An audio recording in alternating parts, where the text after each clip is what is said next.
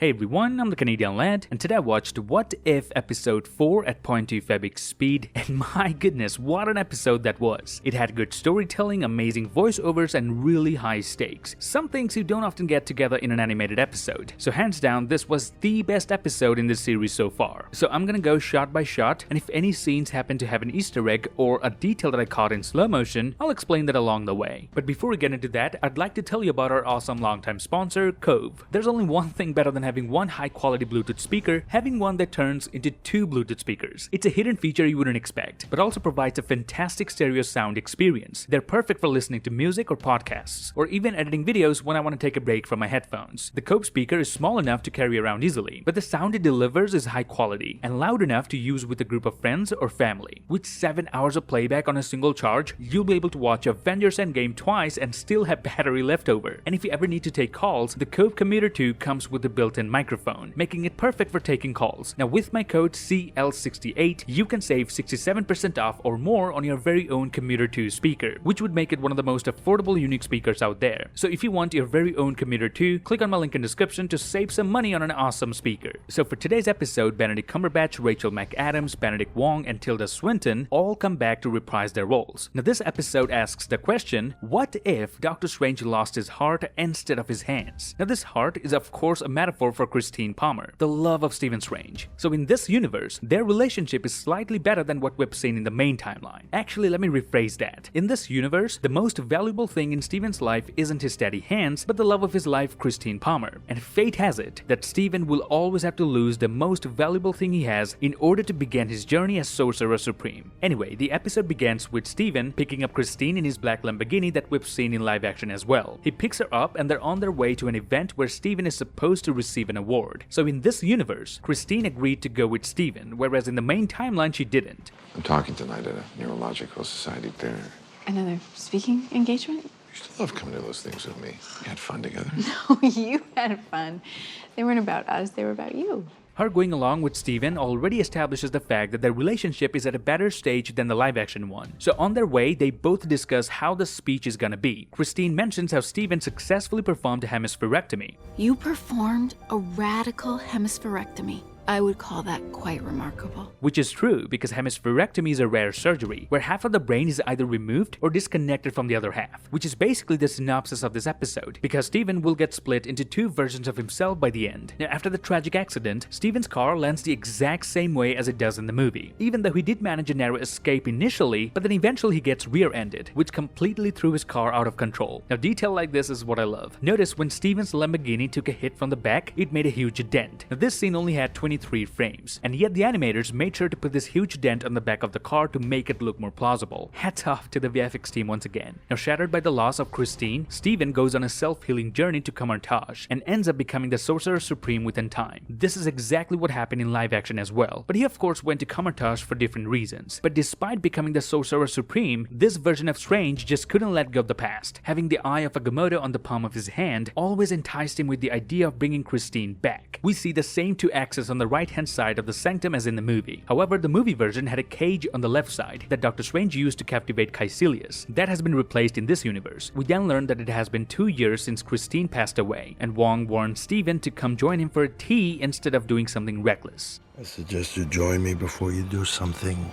reckless. So Wong is warning Stephen not to use the Eye of Agamotto to get Christine back to life. So it seems as though no matter what timeline it is, Wong is always warning Stephen before he does anything reckless. But Stephen, with his annoyingly beautiful personality, decides to do it anyway. He goes back in time and picks up Christine again. And Christine, however, feels something is a little different about this Stephen Strange. This Stephen cares a lot more about her than what she was anticipating, mainly because this Stephen already knows what it's like to lose her. Now this time around, Stephen doesn't overtake this truck and sticks to his lane, but he again ends up getting rear-ended and they crash lands on the river, resulting once again with Christine's death. So Stephen goes back in time again, picking her up once more. Now this is the third time by the way, but notice this time when closing the door of the car, Stephen looks at Christine a bit longer. That's why we see his reflection on the window, whereas in the first time around, he closed the door and immediately started walking over to the driver's seat. So him staying and looking at Christine a bit longer now indicates the rapid change in Stephen and how he has started to value each second he spends with Christine. But again, again he suffers the same consequences. No matter what he does, Christine always ends up dying. It doesn't necessarily have to be a car crash though, as we see her getting shot, getting heart attack and whatnot. So as a last-ditch effort, Steven gives it another go by not showing up at all. So at this point, Steven was ready to gamble with the relationship if that would ensure her survival. But of course, it doesn't, as Steven later watches a news broadcast of an explosion at her apartment building. Now notice the anchor confirming Palmer's demise is Christine Everhart, who was seen in Iron Man 1 and Iron Man 2. Leslie Bibb actually came back to voice over this character as well. We then learned through the Ancient One that the death of Christine Palmer is an absolute point in time, meaning there's no way to get around it. Preventing an absolute point, even though it's near impossible, would literally destroy the space-time continuum. Without Christine's death, the journey of Doctor Strange never begins. So it's like a paradox. If you go back in time and kill your grandfather, then your father or mother wouldn't have been born. So you wouldn't have been born. So you wouldn't have been able to go back in time to kill your grandfather in the first place. Same way, if Doctor Strange prevents Christine's death, he doesn't become the Sorcerer Supreme. So he will never be able to go back in time to save Christine in the first place. Ancient One actually confirms it at the end of the episode.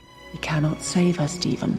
The resulting temporal paradox will destroy this universe. Now, fans of Doctor Who will be familiar with this concept. Absolute points are key events in history that no one can alter. In Doctor Who, this means the deaths of key individuals that can't be stopped, even by the Doctor himself. And in this episode, a different Doctor is held back by the same laws of nature. But this adamant version of Strange just wouldn't listen. He believes there's knowledge he's yet to grasp, and that could unlock his ability of bringing Christine back. Well, he wasn't wrong, as Steven goes to look for the lost library of Cagliostro, and there he learns that if he absorbs enough powers from other creatures, he will be able to alter an absolute point. Now this friendly neighborhood librarian is O'Bane, who apparently has no issues even if you summon monsters in the library. Now O'Bane is actually Cagliostro himself in the Marvel Comics. An adversary to Doctor Strange, Cagliostro was a powerful and ancient sorcerer who not only studied the Darkhold that we've seen Wanda reading at the end of WandaVision, but also trained Doctor Doom in time traveling. And notice Steven did ask O'Bane if he's Cagliostro himself, but he was quick to debunk it. Please tell me you're not Cagliostro. The name's Obang, librarian for the books of Cagliostro. I also believe this is not Cagliostro, because Cagliostro in the comics is Asian and was born in India, but this character isn't. And I don't think Marvel would let go of a chance to cast another Asian actor considering their willingness to diversify. So yes, they pretty much separated O'Bane from Cagliostro and made it into two characters. O'Bane then takes Steven to this temple, which has two giant statues of an animal that looks like a lion but has wings on them. It also doesn't have any doors despite its massive size, probably to restrict this place so that only those who possess a sling ring can open a portal and enter it. Steven comes across multiple runes that look really similar to what we've seen in WandaVision. I'll talk more about it in a minute. We get another fun little callback to Doctor Strange's solo movie with this scene. This way. Sorcerer Armani? No, it's Strange. Not any stranger than any other name in this world. Doctor. Mr. Doctor, It's strange. maybe. Who am I to judge? We are then taken to what I believe is the World Tree, a concept used by the Asgardians to describe the cosmic nimbus, with each branch or root representing one of the 9 realms. We saw it for the first time in Captain America the First Avenger, where the Tesseract was hidden in its roots, which Red Skull ended up stealing. Doctor Strange then finds the book he was looking for, Time Manipulation. But notice just before that, he verbally mentions 3 other books. Transmutation, telekinesis, teleportation. Transmutation, telekinesis, and teleportation, all of which are the powers that both he and Wanda have in the Marvel Comics. Now in the book that talks about time manipulation, we can clearly see this red symbol, which we've seen previously in his solo movie. Even the lines that are in red are similar in both versions. Another quick little detail I noticed is when Steven was scanning all the books, they were flying all over the place. But as soon as he finds the one he's looking for, the rest of the books return to their previous positions. And notice he also tore some pages while reading the book. Now I'm not sure if the pages are from the same book, but I doubt that. And I also don't think tearing a page is a problem for someone who can literally put it back together. Now I found another very significant detail over here. The first page Steven opens up, although has the same symbol as in the movie, but these two are not the same page. How do I know that? Look at the page beside that. It doesn't match. However, as soon as Steven turns the page over, that's when both of these pages match with the movie version. And this is also the page where Steven finds the solution to his problem. Aha. Gain the power through the absorption of other beings. So So now if you think deeply, our version of Strange already read this page that contains the answer of breaking an absolute point. Strange then summons a mystical being as instructed in the book, but in his haste and out of arrogance, he summoned the most powerful one first, without starting with the little ones. Now this creature is what I think is Shuma-Gorath. Whether or not this is the same version of Shuma-Gorath that we've seen in episode 1 remains to be seen. Strange of course fails to absorb its power, but thankfully Obeying comes to his rescue. Obeying also warns Dr. Strange that there's a very fine line between devotion and delusion, but arrogant Strange of course doesn't listen, and starts absorbing the powers of other beings all over again. But this time he doesn't start with Shuma-Gorath, he starts small. Notice how each time he absorbs a demon, it changes his look accordingly, and I absolutely love the part where he literally steals a cape from a freaking roach, and sends it back to its universe because he draws the line at bugs. And notice when he absorbs this bat-like creature, even his cape shapeshifts into a bat for a second, and that's the moment the Watcher gives his commentary. He says how he could intervene, and warns Stephen. But the fate of his universe is not worth risking the safety of all others. And that's the moment we learn that Doctor Strange is one of the only beings who is sensitive to the Watcher's presence. Hello? Who's that?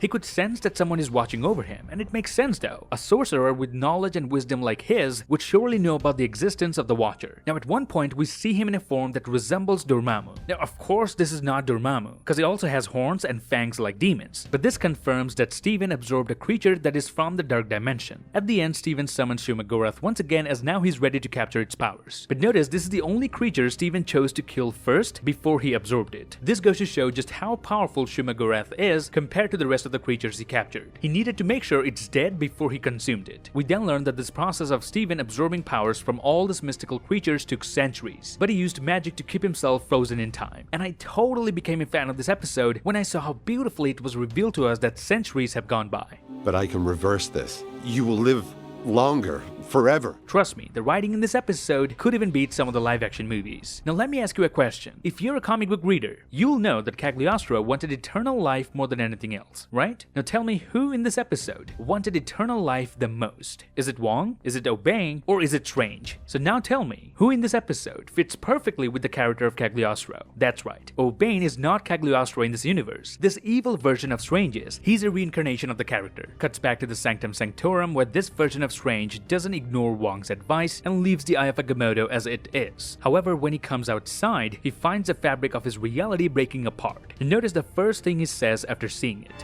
What was in that whiskey? Strange did say something similar even in his solo movie. What did you just do to me? I pushed your astral form out of your physical form. What's in that tea? Psilocybin? LSD?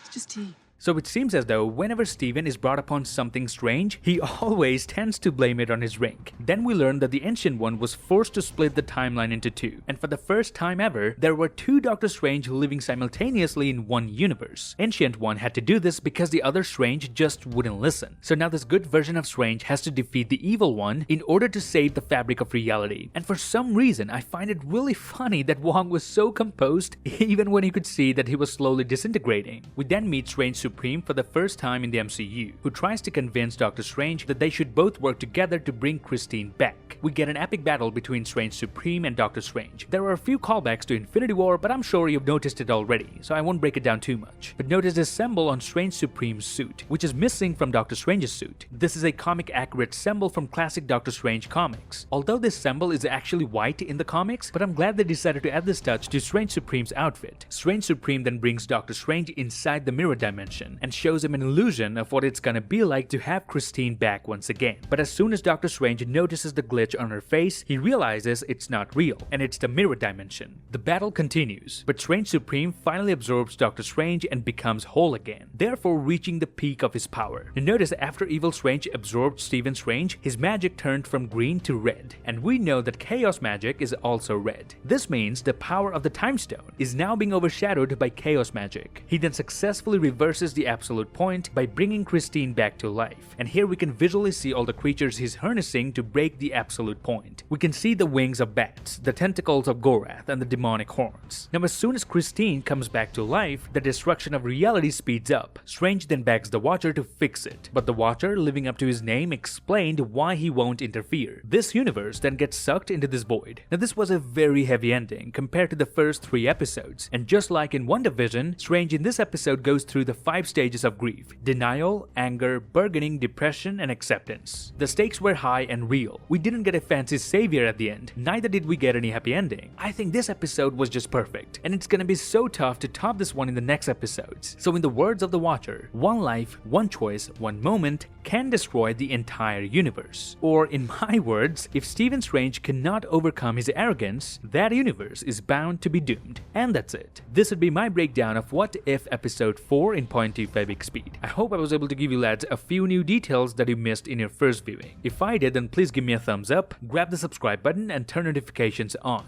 Follow me on Instagram and Twitter to get updates about my videos. Till then, I'll see you lads in the next one.